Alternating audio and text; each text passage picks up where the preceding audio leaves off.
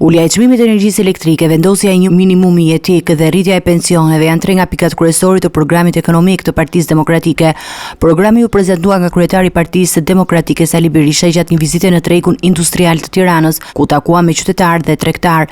Berisha theksoi se nëse Partia Demokratike vjen në pushtet, çmimi i energjisë do të ulet 3 fish, ndërsa çmimi i ujit do të përgjysmohet. Ai premtoi gjithashtu rritjen e kufirit për të ardhurat e taksapaguesve nga 140.000 në 180.000 euro dhe faljen e të gjitha gjobave të vendosura ndaj biznesit të vogël.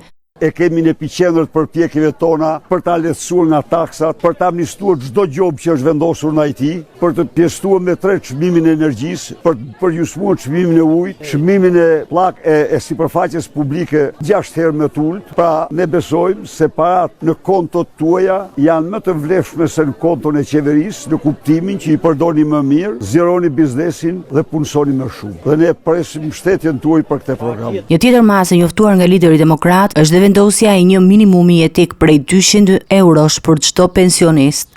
Po minimumi jetik është shpike jona, vjen nga shkencat, vjen nga fiziologjia e njeriu që dikton që njeriu për të mos ngrënë veten e tij duhet të marrë kaq ushqim, duhet të marrë këto që ai të mbahet. Përndryshe, nëse nuk ushqehet, u çliron nga disa shtërngica që keni, energjin e blini 18 lek, do ta blini 6 lek, ujin do ta blini me gjysmë çmimi, niveli tavani për taksat do spostohet nga 140.000 euro që është 180.000 euro, do falen të gjitha gjobat për biznesin e vogël, po, do falen.